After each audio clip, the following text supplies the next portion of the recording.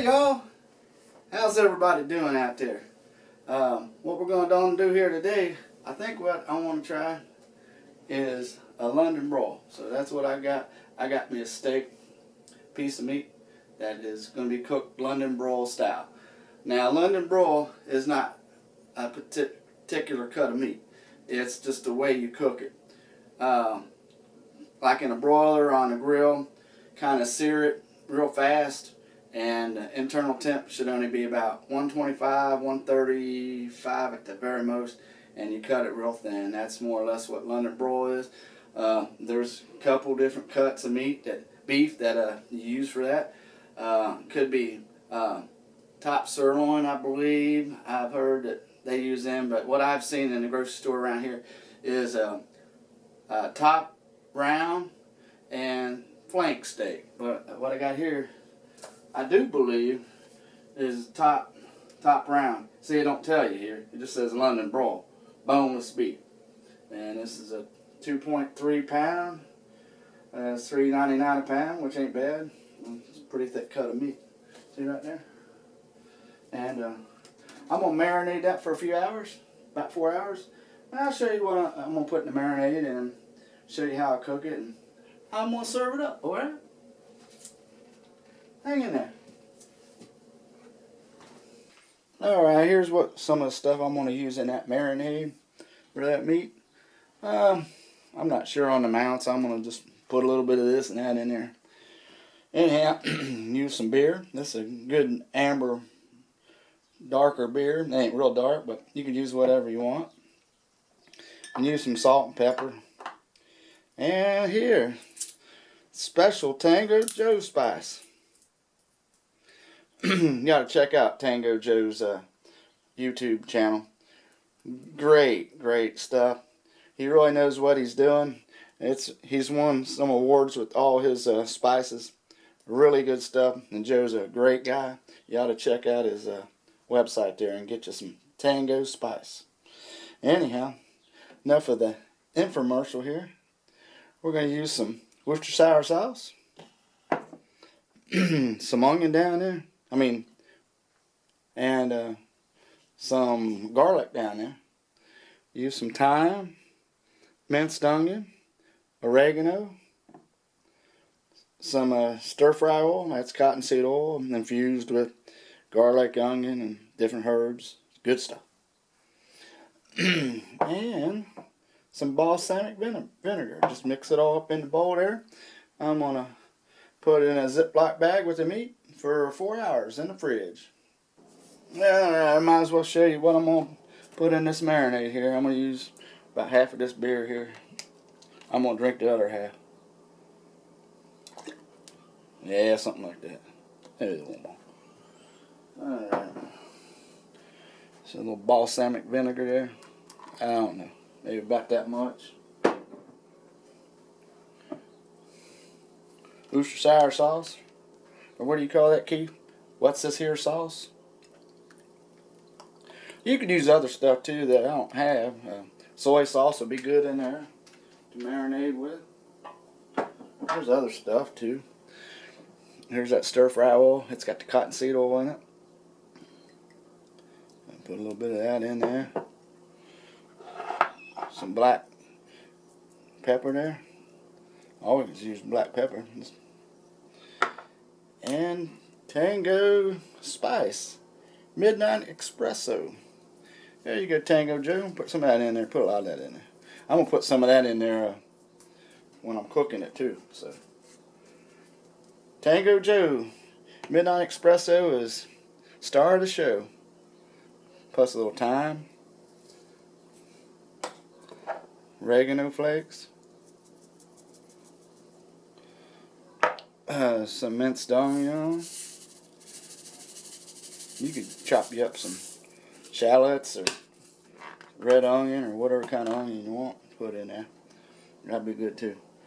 Alright, now I got the 3 or 4 cloves of garlic. That's all going in there. Oops, I'm getting all over the counter. I'll get that in there. Alright. Anyhow, I'm going to stir that about and get that steak in Ziploc bag and put that in there and marinate it 4 hours. Alright, I'll show you putting it in the bag too. Here I got a 1 gallon freezer bag here. I hope that Big Daddy goes in there. Let me open her up. Alright, see if we can get her in there. That's a nice piece of meat there. Looks pretty good, don't it? Not too bad for a cheap cut. I don't know if it's gonna go in here. Hey, just work it in there. Get in there, boy. Something like that there. That'd be good enough. Enough marinade. I stirred it all up real good in there. Pour all this in. And it goes. See all the garlic in there? Everything. Yeah, that'll work. Try to get all the water or the air out of it too. Without getting the liquid out the top beat of it.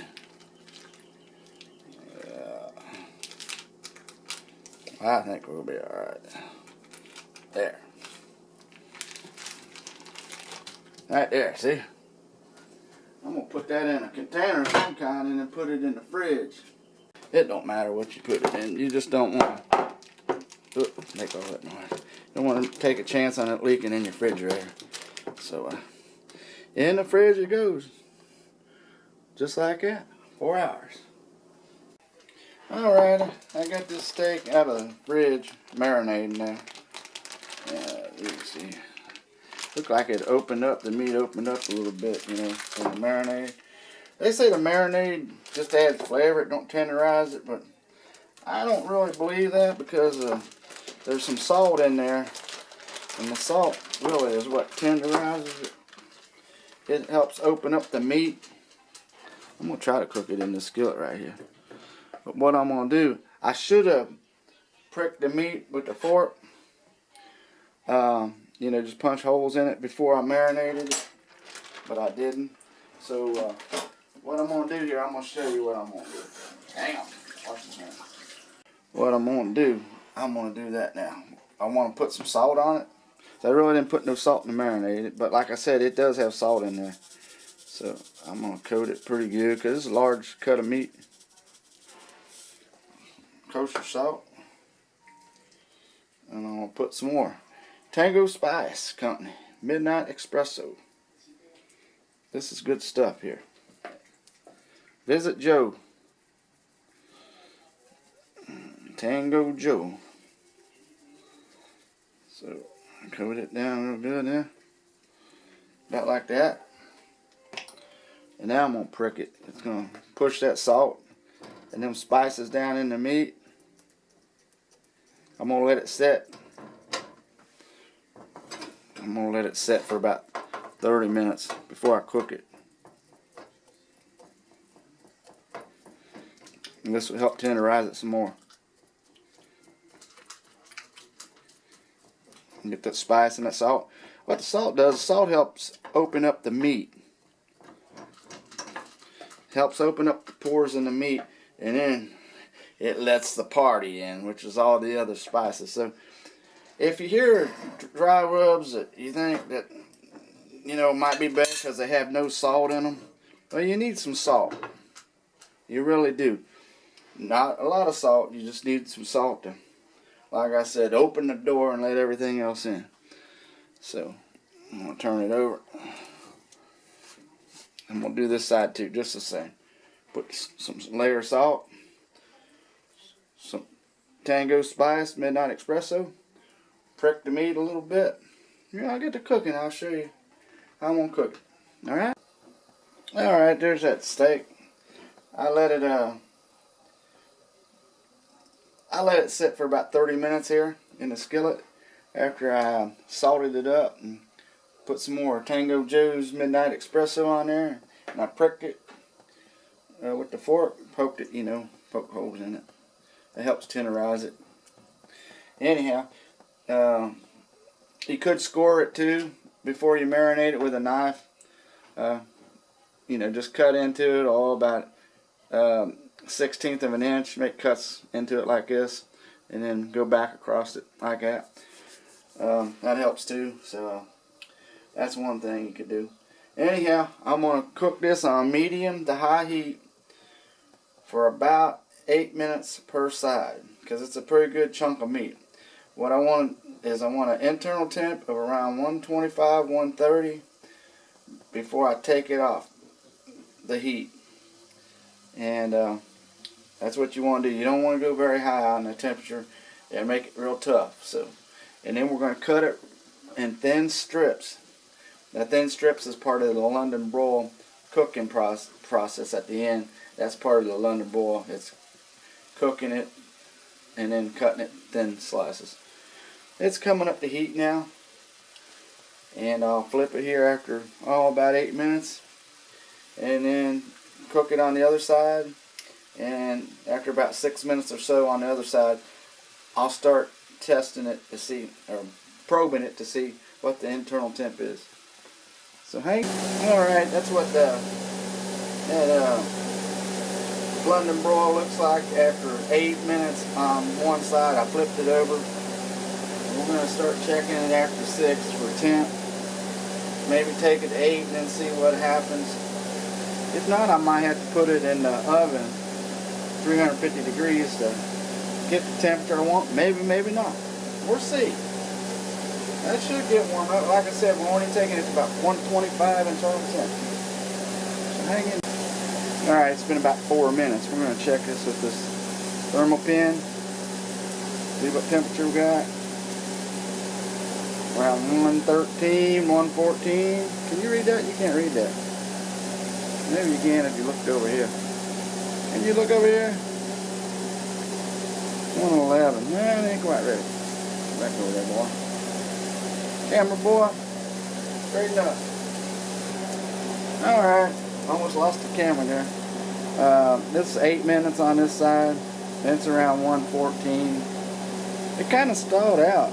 It's 108, 105 in other places. We're going to put it up, because I don't want to sear the outside too much. So right down here, put it in the oven.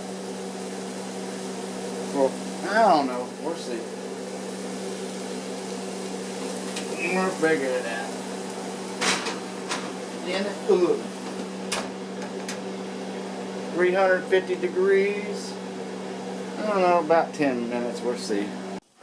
Alright, I had it in the oven there around 3. Shut up, dog! Shut up! Come on, goddammit, I'm on a video here. Alright, there we are. I got it out on the plate. We had a little commotion here with the dogs and everything. Let's see what it reads here. Can you read that? 120, 124 is what it looked like. There's 129, 130. Alright. It's done.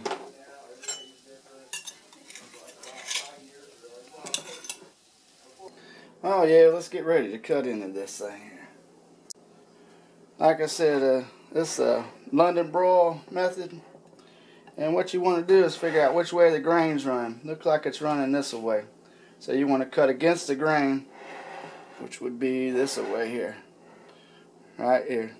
It looks like that muscle back there is running a little different, but no, not a whole lot. But let's cut in here and see what we got. Can you see that? I'll see. I had company come in. I didn't get to do all my recording. My meat got a little cold here too. So I don't know how it's going to look, fellas. Been sitting here for a little bit. I'll just cut in a little bit here and see what it looks like. Oh, here you go. Now that ain't cut real thin. I just wanted to... I think I overshot the temp a little bit. It's pink inside, but...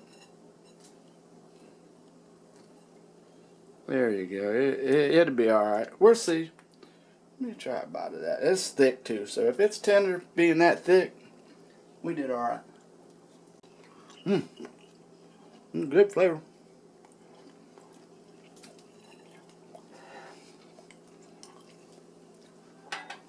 let me finish cutting that up. And then we'll get some of that anjou sauce that I made there in the skillet. I didn't show that either, because like I said, I had company kind of got interrupted. You know how that is. That real thin here.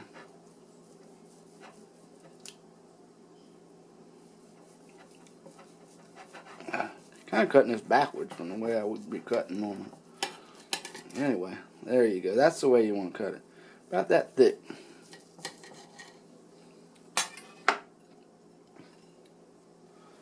About like that. Yeah. Yeah. Yeah, ain't too bad. Huh.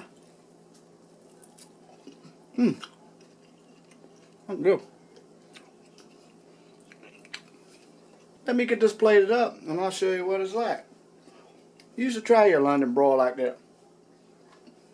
Pretty good.